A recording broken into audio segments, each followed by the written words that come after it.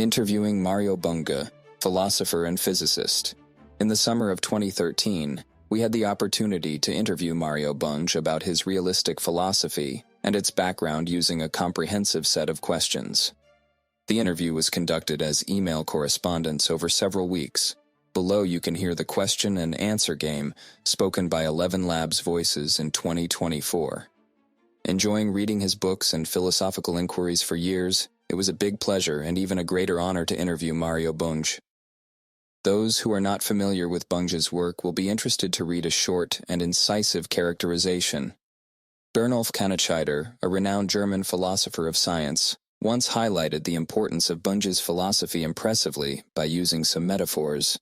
Mario Augusto Bunge is one of the few extraordinary personalities who have managed to essentially shape the intellectual geography of an era of science. Mario Bunge is a member of the small circle of important philosophers of science whose works have become milestones in the life of the spiritual landscape of world philosophy. With the help of my interview, I try to give an impression of what Bunge once was pointing at when he wrote about philosophical problems. The big questions come in bundles, not one at a time. Mario Augusto Bunge's background: born in Buenos Aires in 1919, Professor Mario Bunge earned his doctorate in physico-mathematical sciences from the National University of La Plata in Argentina and has been a professor of theoretical physics and of philosophy. He joined McGill University in 1966, was given a named chair, and was recently made an emeritus professor. He has also been a visiting professor in numerous countries, including the USA, Denmark, Germany, Italy, Mexico, Switzerland, and Australia. Professor Bunge holds 19 honorary doctorates and 4 honorary professorships, is a member of 4 academies and a Prince of Asturias laureate, and ranks number 43 in the Science Hall of Fame of the America Association for the Advancement of Science. He has authored over 400 papers and more than 80 books on quantum theory, philosophy of science, semantics, epistemology, ontology, ethics, political philosophy and science policy. The interview. Chapter 1. To start with in a nutshell, what is philosophical competence? What the interviewer asked. Professor Bunge, in your penultimate book, published in 2012, Evaluating Philosophies, you had a look at a question which is, to your opinion, constantly asked by laymen looking at the field of philosophy. I would like to start making use of exactly this question. How is the value of philosophies to be assessed? Do you think that good philosophies must be useful, or perhaps have even to pay off? Mario Bunge. In my view, philosophies can be good, bad, or indifferent, according as they help, obstruct, or do neither to the advancement of knowledge. The reward is not pecuniary but cultural. For example, the French Enlightenment favored the advancement of science and technology, whereas phenomenology and existentialism obstructed it, and Wittgenstein's linguistic philosophy did not solve any problems of knowledge because it focused on words. In any case, the rewards and punishments are cultural, not pecuniary. However, this is not to approve of academic mercenaries, like the Catholic and Marxist philosophers who taught what the powers that be ordered them to teach. Original philosophy is always deviant, or even subversive. Remember that Thomas Aquinas' teachings were initially condemned as heresies by the Church. What the interviewer asked. Your claim seems to be that a philosophy is to be assessed by precisely defined performance criteria. What do your colleagues think of this kind of pragmatism? Mario Bunge. Most philosophers today avoid taking firm stands on anything. They find that it is safer and more rewarding to write comments on commentators than to invent new ideas. Most contemporary philosophers are conservative and eager to keep their jobs. Today, philosophers are often criticized because they obviously have maneuvered their discipline into a kind of secondary world. Many philosophical writers have retreated to otherworldly niches. Being confronted with dynamically developing sciences they don't understand. Being confronted with ideologies which they don't dare to face. Being in fear of the influence of publicly worshipped intellectual giants like news commentators and journalists, financial experts, economists, policy experts, intellectuals, artists, celebrities, etc. They seem to have taken the function of an aesthetic and intellectual window dresser, making it less painful for us to look at a harsh, in their eyes, unchangeable world. What the interviewer asked. Is it true that philosophy actually has lost her kingdom? Are philosophers today like that person that was once immortalized by Paul McCartney in a Beatles song, "Are they fools on the hill?" Are there any important skills philosophers have that other cultural or key personnel does not own? Mario Bunge. That is very true. Even philosophies who have denounced pseudosciences like psychoanalysis have condoned pseudoscientific economic theories like neoclassical microeconomics. It is far safer and easier to criticize Freud and Jung than to criticize Milton Friedman and Friedrich Hayek, because the latter are backed by political movements, whereas the former are not. Much the same holds for creationist cosmologies and intelligent design. Anyone who writes in favor of them can hope to get a Templeton Prize, or at least subsidy. What the interviewer asked. Obviously, philosophy is not a uniform field. There are philosophical paradigms that compete with each other. The more important it seems to be to learn to recognize philosophical competence. Mario Bunge. Philosophical competence is hard to judge, and at any rate philosophical juries are very different in different cultures. In my view, a competent philosopher is not an erudite, but one who proposes valuable insights about interesting problems, just as in science and technology. In the scientific community, you find competent teachers and original researchers, just as in the musical community, you find many good performers but very few good composers. What the interviewer asked. How convincing are competent philosophers in situations in which they have to discuss their arguments? Are the best of them able to win an elevator pitch by getting across their messages in 120 seconds? Mario Bunge. Sorry, I don't understand the question. In any event, I don't believe in instant philosophy because interesting problems take a long time to understand and work out. Just think of the problems of truth and justice. Chapter 2. Progress of the Philosophical Enlightenment. What the interviewer asked. Traditionally, at universities, students try to learn philosophy by attending lectures and seminars discussing books of classical philosophical thinkers, basic philosophical topics, ontology, epistemology, moral philosophy, political philosophy, aesthetics, etc. The history of philosophical thinking, pre-Socratic philosophy, classical Greek philosophy, scholastic philosophy, modern philosophy, the Age of Enlightenment, postmodernism, etc. From your perspective, are the philosophical questions academically discussed in this way still big questions? How do you see the future of these questions? Mario Bunge. Some of the big philosophical problems have been solved by science, at least to a first approximation. Examples: the problems of matter and mind. Only philosophical reactionaries like Noam Chomsky claim that they are and will remain mysteries.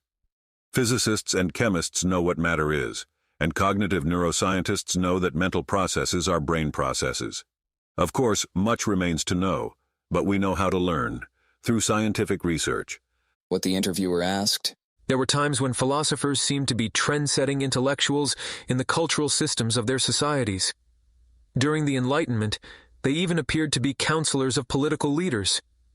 What is your opinion looking at the status of philosophy in society and culture today? What has become of the philosophical Enlightenment? Mario Bunge. The slogan Liberté, Égalité, Fraternité is still much alive but also incomplete because it concerns only social life. In order to gain and enjoy freedom, attain and protect equality, and practice fraternity, or better solidarity, individuals must have jobs, and to hold jobs they must be healthy and reasonably well educated. Hence the 18th century triad should be completed with this one: work, health, education. Contemporary philosophers are facing problems that were unthinkable only 1 century ago, such as whether space and time are mutually independent, whether there is objective chance or only uncertainty, whether physics can explain chemical change, whether our behavior is fully determined by our genomes, whether ideation can change the brain, or whether either the economy or ideas are the ultimate roots of the social. A philosopher who is not curious about scientific news cannot tackle any such problems. Likewise with social problems, such as whether capitalism can be saved or whether, as John Stuart Mill and Louis Blanc proposed in the 1850s, cooperative ownership and management is preferable because it is more just and more efficient. What the interviewer asked. What is your assessment? Which of the ideals of the Enlightenment have been implemented consistently and have been developed continuously? Where did progress came to a standstill? Where did it completely fail? What is the future of enlightened thinking? Mario Bunge. The Enlightenment was an enormous progress, but it was followed by the counter-Enlightenment, so that its ideals were not realized. Besides, we are facing new social problems, such as technological unemployment and environmental degradation, that were unknown 2 centuries ago. We need to revamp the Enlightenment once in a while. Opposing the Enlightenment because of its shortcomings, the way the Frankfurt School did, is as absurd as closing schools because they cannot teach everything that is known. What the interviewer asked. Currently, renowned intellectuals try to ban critical thinking. Traditional standards should be protected and not be damaged by critical thinking. For this purpose, philosophical rationality and faith should be reconciled. Michael Sandel expressed this idea in a recent interview with the German weekly newspaper Die Zeit, and Jürgen Habermas argues for a strict boundary between faith and knowledge, and claims an opaque core of subjectivity which should be beyond the range of rational analysis. How do you assess this suspension of rational and philosophical analysis in favor of certain traditions, a trend described by Hans Albert as suspension of the use of reason, in German, Beschränkung des Vernunftgebrauchs? Mario Bunge. I disagree. One should believe only what can be chosen to be true or just. Irrational or unjustified beliefs should be avoided because they can have disastrous practical consequences. Only the stupid and the wicked can fear rational criticism. I agree with Albert, but I don't believe that criticism is enough. We need to plant seeds in addition to weeding. Chapter 3. Science and Philosophy. What the interviewer asked. In your works, you deal with the results of modern empirical science extensively. However, many of your philosophical colleagues see a serious conflict between the vital interests of individuals and social groups on the one hand, and the effects of scientific and technological thinking on the other hand. They practice a fundamental defensiveness, especially against modern science. With that in mind, what is your opinion? What is the significance of empirical and scientific evidence for your philosophical thinking? Mario Bunge. I do not share Michel Foucault's mistrust of science because I reject his view that science is only politics through other means. Scientists are after knowledge, not power, and too many people in power fear social science because it may show that certain political groups serve special interests instead of the public good. Serious sociology of science, like Robert Merton's, does not politicize science. I have nothing to fear from serious social studies of science, and I hope that my philosophy will help progressive science policies while showing that the most modern views of science are ignorant and regressive, even if they are accompanied by a leftist-sounding rhetoric. What the interviewer asked. In your view, what are the boundaries between philosophy and science? Which role do they play respectively? And what is the name of the game they are playing? Mario Bunge. There is a continuum between science and philosophy. As Fichte said, but did not practice, philosophy should be the science of sciences. And as a few philosophers have noted, scientific research presupposes some philosophical theses, such as that reality is intelligible. What the interviewer asked. Sciences seem to give all the important rational explanations of the world. What is it that philosophy can contribute that goes beyond scientific rationality and scientific expertise? Mario Bunge. Suffice it to recall 3 examples from the history of philosophy. Lucretius's principle, nothing comes out of nothing. Holbach's hypothesis, that very thing is a system or part of one, and Alcmaeon's that mental processes are brain processes. The first principle encouraged the search for invariance in change. The second helped look for systems in collections, and the third is no less than the mother of biological psychology or cognitive neuroscience. What the interviewer asked. Every day we can observe a flood of scientific reports. On a daily basis, the AAS publishes a variety of references to new studies on https://www.eurikalert.org/. What is the advice of a philosopher of science? How can laymen cope with this complexity, and how can they find guidance to understand the world? Mario Bunge. Whereas scientists may remain satisfied with the latest scientific findings, philosophers may warn that it will always be too early to hail the latest as the last. For example, they may share the physicists' wonder at the latest findings about single electrons and photons, but they may warn that theoretical physics has been stuck in unsolved problems. and that cosmology is still marred by myths such as the creation of the universe out of nothing. What the interviewer asked, Is philosophy still able to provide a compass which operates on the basis of stable assumptions? Mario Bunge, Yes, philosophy can help laymen spot and reject the numerous pseudo-scientific beliefs that survive in the media, such as the fantasies of psychoanalysts, evolutionary psychologists, and economic equilibrium theorists. In particular, philosophers may ask what is the evidence for such fantasies. Moreover, they may suggest a few rules for evaluating any knowledge claim. Is it compatible with the bulk of what is known? Is it supported by solid empirical evidence? Does it suggest new research projects? Does it threaten any basic social value, such as peace and well-being? Can it give succor to any of the enemies of moral and social progress? Chapter 4, How to Cope with Scientific Myth. What the interviewer asked, Science does not always provide lay people with helpful orientation. Sometimes we read sensational science news that appear to be inconsistent and conflicting with what has to be regarded as serious scientific knowledge. Mario Bunge, Yes, it is scandalous the way some scientists accept uncritically some of the most ridiculous speculations, such as the plurality of worlds, the opinion that space-time has more than 4 dimensions, that particles can move faster than light, or that human life can be prolonged indefinitely. Anyone with a scientific Weltanschauung will temper enthusiasm with caution. What the interviewer asked, What is the background of these speculations? Are there scientific myths at work? How can philosophy expose them and help to distinguish solid scientific knowledge from unrealistic legends? Mario Bunge, This is an interesting question that deserves to be pursued at great lengths in an interdisciplinary manner. However, one can discern a few very general myths that facilitate the birth of further myths, that everything is possible, that whatever we have failed to explain in normal and earthly terms must have paranormal or supernatural explanations, and that science, being rational, cannot explain the irrational, such as taste and love. What the interviewer asked, Sometimes even highly merited scientists turn into esotericists. Mario Bunge, A distinguished cognitive neuroscientist confessed to me that, because of his religious upbringing, he could not get rid of psychoneural dualism. The idea that one ceases to be after death was too painful to him. What the interviewer asked, What lies behind such scientific superstition? Mario Bunge, One of the causes is the separation of science from philosophy, the belief that science is self-sufficient. Another is the argument from authority.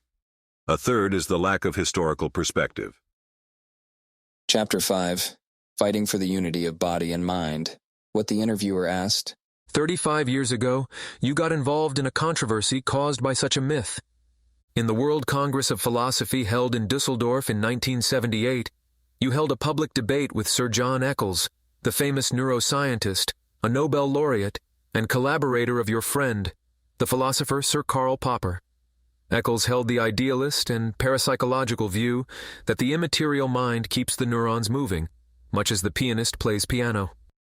On the basis of neuroscientific knowledge, you held the opposite, that minding is the specific function of the human brain. Congress participants were amazed by the toughness of your dispute. Mario Bunge, Sir John Eccles was a remarkable technician, the first to record the activity of single nerve cells thanks to the microelectrode he invented. Since he did not find the soul in the individual neuron, he jumped to the conclusion that the mind is immaterial. Many years earlier, in the prestigious weekly Nature, Eccles published a paper where he held that the neuron behaves the way it does because of the soul's telekinetic action. Why was that paper accepted for publication? Because the editors did not have a filtering mechanism. And why did the famous philosopher Karl Popper support Eccles instead of criticizing him? Because he had no coherent worldview, and because his criterion of scientificity was purely empirical, he was satisfied with refutability, whereas most scientists demand also what I call external consistency, that is, compatibility with the bulk of knowledge. In this physics, since telekinesis involves the creation of energy out of nothing. What the interviewer asked, What response did you receive from your colleagues then? What did your friend Sir Karl Popper say, who favored dualism? Mario Bunge, Popper was not pleased. He told me he was pained every time 2 friends of his fought one another. Actually, it was much more. His dualism was inconsistent with his own scientificity criterion, since it is irrefutable. and it does not enjoy the support of neuroscience. Several years earlier, he had scolded me for writing that the steady-state theory of the universe, according to which there is creation of matter out of nothing to maintain a constant energy density despite the expansion of the universe, was magical. I do not know how other philosophers reacted, except in the case of Marxists. At the same Congress, the editor of the Soviet philosophical journal, Filosofsky Nauki, a Professor Gott, asked me for a contribution. I mailed him The Bankruptcy of Psychoneural Dualism, which he published along with a paper by a certain D. Dubrovsky, twice as long, that defended dualism. Why? Because Lenin had criticized Eugen Dietzken's thesis that the mind is material, alleging that if this were true, materialism would be consistent with idealism. Shortly thereafter, something similar happened with the Hungarian Marxist Philosophical Review. But this time they asked Professor Zsenghagathai, an eminent Catholic neuroscientist, to refute me.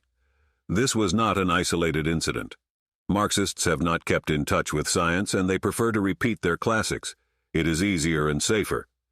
What the interviewer asked. In the years following your participation in the World Congress of Philosophy, you have worked out your monistic perspective on human consciousness in detail. Mario Bunge. Yes, in 3 books. The Mind-Body Problem, 1980, which was translated into German, Philosophy of Psychology, 1987, and Matter and Mind, 2010. In each case, I incorporated some new findings in neuroscience, for example about neuroplasticity, and biological psychology, for example about the neural tracks left by learning. What the interviewer asked. What have you found out there? Is it possible to explain to laymen in a few words how human freedom is possible despite, or even because of, material processes in our brain and the absence of a non-material mind? Mario Bunge. I believe that modern science supports free will in showing that the brain can act spontaneously, not only in response to external stimuli. Of course, you cannot free yourself from the laws of nature, but the laws of nervous systems are not the same as the physical laws. If we know that we have free will, then we will believe in our power to alter the status quo, though not arbitrarily, because society imposes restrictions on individual freedom. I will let you do as you wish as long as you don't hurt me. Chapter 6. Realistic Morality and Ethics. What the interviewer asked. Obviously, we now reach fundamental ethical questions. For example, is it possible that sciences, which emphasize the crucial importance of empirical scientific knowledge, find standards for morality and ways for their implementation in social life? Mario Bunge. Science is morally neutral, but social science shows us that some moral codes are better than others. For example, the societies that abide by the rule, no rights without duties and no duties without rights, is likely to do better than those that tolerate selfishness or that impose obedience. What the interviewer asked. What role do values play? Do they strengthen morality? How do they work in social life? Mario Bunge. We deem valuable whatever is likely to meet our needs or wishes, individual values, and whatever is likely to help protect or attain social goals, social values. However, this is not a dichotomy, for some individual values, such as truth, are needed to secure some social values, such as mutual trust, and some social values, such as peace, are required to pursue some individual values, such as good health. What the interviewer asked. Who are legitimate moral authorities? Who can intervene when people fight over interests and values? Mario Bunge. Under theocracies and other authoritarian regimes, the rulers are the moral authorities.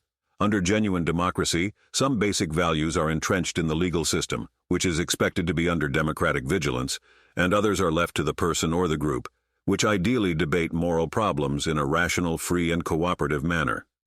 For example, doctor-assisted suicide should be a right, but each case should be discussed by all the interested parties: patient, his, her dependents, and health workers. Chapter 7. The Old Controversy, Religion versus Philosophy. What the interviewer asked. Thousands of years religions represented themselves as moral authorities and seem still to be recognized as legitimate opinion leaders. What is your assessment? Have religions gained even new power? Has their influence in societies of the West, East, Middle East, etc. been increased? And in the meantime, what has happened to the influence and status of philosophy? Mario Bunge. In some regions, such as North America and Japan, religion is on the wane, The temples are empty and the priesthood is discredited. But in others, religion is stronger than ever, because it is used as a tool for the emancipation from the so-called West. This has been happening with Islam since the times of Mossadegh and Colonel Nasser. What the interviewer asked. Often it is argued, even by philosophers, that religion and philosophical thought are compatible with each other. Some consider it reasonable that philosophy should respect the higher knowledge claims of religions. Mario Bunge. Dogmatic philosophy is certainly compatible with religion, and in some cases its surrogate.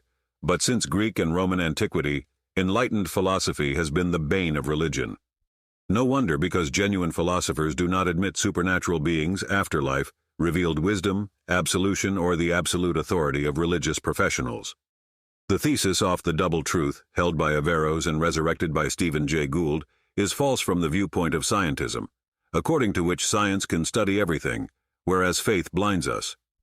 The same thesis also discourages us to hold groundless beliefs.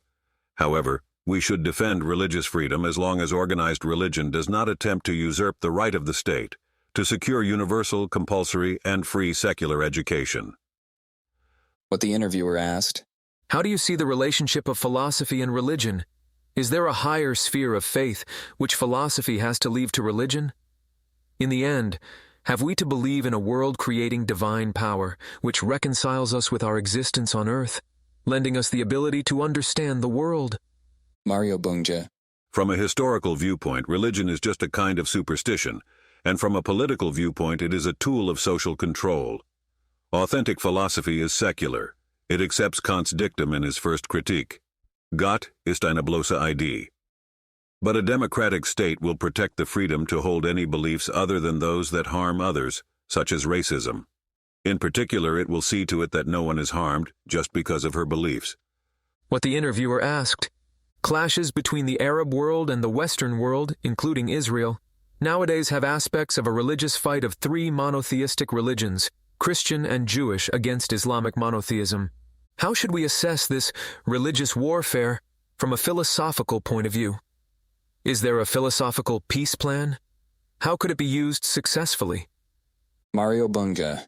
History and the sociology of religion suggest that all religious wars are political wars in disguise.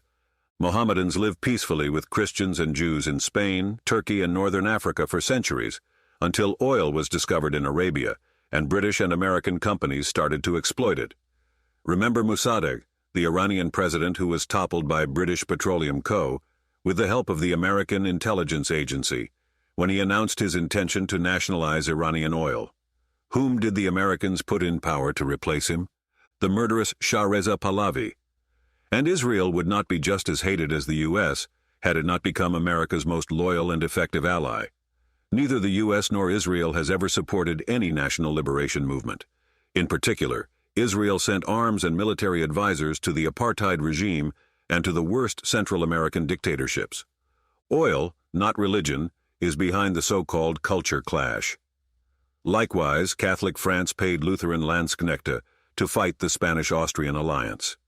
Ask Cardinal Richelieu whether he celebrated any masses for the souls of the Catholics robbed and massacred by the Lutheran soldiers in his payroll. Can philosophy do anything to solve this problem? No, because it is an economic and political issue, not a conceptual one. All philosophers can do is to abstain from helping the aggressors and to enjoin social scientists to tell the truth instead of joining the choir of liars and hypocrites. Chapter 8. Political Philosophy. What the interviewer asked. I would like to ask you some questions regarding politics and political philosophy. Until a few decades ago, political philosophers had contentious issues that reflected the conflict between two power blocks, between East and West. In your view, what has happened to the political philosophy since then? Mario Bunge. Few, if any, political philosophers have had the courage of tackling the Cold War. Even the best of them have kept silent or have stated some bromides glossing over the serious shortcomings of our side, such as racism, social injustice, extreme income disparities, the exploitation of the Third World, and environmental degradation. Was it because of ignorance or cowardice? I do not know, and it matters little. The fact is that all the important political philosophers and scientists from the great Aristotle on, with the exception of those of the French Enlightenment and Mill, have sided with the powers that be. I don't count Marx and Engels because they were ideologists and political journalists rather than political philosophers or politologists. I favor integral democracy, that is, a radical expansion of political democracy to include biological democracy, gender and race equality, economic democracy, cooperative ownership and management, and cultural democracy, free access to education. This recipe has never been tried, though the Scandinavian countries are pretty near it. What the interviewer asked, Looking at the current situation, what do you think? Is there a digital political revolution going on? The Arab world is on the move. The digital political moveness of individuals and groups seems to play an important role. Looking at the sequence of revolutions, for example in Tunisia and Egypt, we recognize the importance of social media. The internet-supported information had worked as an instrument coordinating the activities of the critics of governments. In response today, Islamic spiritual leaders openly condemn users of Twitter. In the West, people use the social media to get involved politically, to establish networks, and to influence public opinion. As a response, Western governments mistrust their citizens and instruct their intelligence agencies to spy on them. In addition, they appear to plan to restrict digital freedom massively. Mario Bunge. The new media help mobilize people, but they do not replace organization. Indignation is a passing mood of the individual, whereas organization is a lasting social endeavor. What the interviewer asked, What do you think? Emails, Twitter, Facebook, Tumblr, Google+, etc. Are they tools for the enlightenment, of individual freedom, or rather of anti-democratic terror or even episodes of postmodern capitalism? Mario Bunge. I admire those technological marvels but do not use them because they make you believe that you have accomplished something by sending some smart messages to people who need more time to think and to engage in face-to-face interaction, which is essential for love, friendship, and collaboration. I pity the babies whose mothers are busy texting trivialities instead of playing with their children. I pity the children who are tethered to their cell phones instead of playing ball. I pity the adolescents who are wasting their best years holding one of those artifacts instead of the hand of another young person. All those electronic devices are weakening the social bonds. Sociologists and psychologists should study this serious threat instead of repeating that communication is the cement of society. Communication accompanies social transactions and can instruct or stultify, mobilize or intimidate, but it is no substitute for production, collaboration, and fight. Chapter 9. German Philosophy in the World. What the interviewer asked, By family ties, but also by teaching and working phases in the past, Germany is more familiar to you than to many other philosophers acting internationally. German idealist philosophies and their historical materialist adaptations seem still today fascinate people today. How do you interpret the fascination of Hegel and company, for example, in the Anglo-American societies, which are characterized by individualistic lifestyles? Mario Bunge. Mainstream continental philosophy from the 19th century on has been Kantian, subjective idealism, or Hegelian, objective idealism, and occasionally a mixture of the two, Dilthey. Ironically, neither was born in Germany. Subjective idealism was invented by George Berkeley, an Irish Anglican priest, and came to Kant via Hume, a Scottish skeptic, and objective idealism came from Plato. Hegel's great merit is that he tackled important problems. His great demerit is that he spearheaded the counter-enlightenment, the reaction against clarity, rationality, scientism, and political progressivism. When Germany was split into two Hegel-Gesellschaften, one pro-Marx and the other anti-Marx, were organized. But neither of them criticized Hegel's confusions and attacks on modern science. In particular, both accepted and developed the dialectical absurdities. Once you believe that Hegel was a mighty thinker, as Marx did, you can believe that conflict beats cooperation, that the dictatorship of the proletariat will wither spontaneously, and so on. And if you believe that you understand Hegel, you can also believe that Husserl and his star pupil Heidegger were profound thinkers. What the interviewer asked, How do you assess the present importance of German thinkers for the international philosophical discussion? Mario Bunge. The only German philosopher who is well known outside Germany is Jürgen Habermas, who in my opinion is superficial and long-winded. He has managed to skirt all the important philosophical issues generated by contemporary science, in particular atomic physics, evolutionary biology, biological psychology, and socioeconomics. His attempt to fuse Hegel, Marx, and Freud has not resulted in a coherent system and is not a research project. And his conflation of science, technology, and ideology betrays his ignorance of all three. What the interviewer asked. From your perspective, what is the future of philosophies which are strongly influenced by national cultures? Mario Bunge. All genuine philosophy transcends national boundaries. Patriotic philosophies are just nationalist ideologies. Chapter 10. Medical Philosophy. What the interviewer asked. I would like to talk about your new book, Medical Philosophy, Conceptual Issues in Medicine. Your publisher writes, probably the first medical philosophical work, which systematically analyzes and discusses the basic concepts of medicine. For many physicians and patients, this title sounds a little irritating. Why does the medical domain need a philosophical discussion? What are pressing philosophical issues in the medical field? Mario Bunge. The most urgent task for a iatrophilosopher is to spot and denounce the pseudomedicines, such as acupuncture, homeopathy, and psychoanalysis. But the most important tasks are A, to find out and analyze the ways doctors think, and B, to evaluate the ways biomedical researchers evaluate therapies. What the interviewer asked. What aspects of medicine urgently need to be transferred to the philosophical ICU? Mario Bunge. Medical diagnosis, the design and trial of synthetic man-made drugs, and the ambivalence of the medical-industrial complex, which stimulates the search for better therapies while at the same time corrupting some medical practitioners. What the interviewer asked. For whom did you write this book? Is it necessary for readers to complete some semesters of philosophy to be able to understand your reasoning and to use your suggestions? Mario Bunge. 9. Ganz im Gegenteil. No, quite the opposite.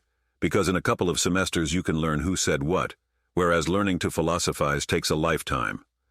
My book is addressed to the biomedical researchers and practitioners who regard medicine as an exciting field full of holes and pregnant with surprising research opportunities, just like engineering and management science. What the interviewer asked. What is your vision for the future of medicine? Mario Bunge. Just a continuation of the scientific medicine born in the Paris hospitals around 1800, the German medical and pharmaceutical laboratories born around 1850, and the European public health schools and movements born around 1900. Medical breakthroughs, yes, but medical revolutions, no thank you, except in places where modern medicine has not yet arrived. Chapter 11. Personal Questions to the Philosopher. What the interviewer asked. Where do you get your inspiration and fun to publish a book almost every year? How do you manage this workload? Mario Bunge. Just curiosity and the belief that I can be of help. To me, work is not a burden but my main hobby. This is why I always take work with me when I go on holidays. Moreover, that's when new projects occur to me, while contemplating beautiful landscapes or seascapes. What the interviewer asked. By now you are Professor Emeritus. You reach this status at the age of 90 years, almost 30 years later than it is usual at German universities. How important was your learning and working with students? Mario Bunge. It was very important because young people often think out of the box and ask amazing questions. I miss that. What the interviewer asked. During my research, I found out that you had founded a university as a young man. Can you give us some background information? How this foundation came about? How you had organized this school? Where did your students come from? Mario Bunge. It occurred to me that I had the duty to give society something in exchange for the free education I was getting. My Arbeiter-Universität taught industrial workers and trade union organizers. We offered courses in mechanical, electrical, and chemical engineering, as well as in Spanish language, history, economics, and labor law. What the interviewer asked. You grew up in Argentina, where you have started your career. Since the 60s of the last century, you have been publishing your books primarily in English, and for decades you had taught at a Canadian university. Looking at this internationally active life, how important are your South American roots? Mario Bunge. My third world roots remind me that the vast majority of our fellow human beings live hungry, sick, and uneducated, and that most social scientists, even in that world, ignore that ugly reality. This is why my papers in mathematical sociology deal not with free choice among 30 flavors of ice cream, but with social structure, social cohesion, and social marginality. This was our interview conducted in 2013 with the internationally renowned philosopher and physicist, Mario Augusto Bunge. Thank you for your interest. Support our work with a like, subscribe to our channel, and check back when we publish a new podcast on our Deutsche-Denker.de channel.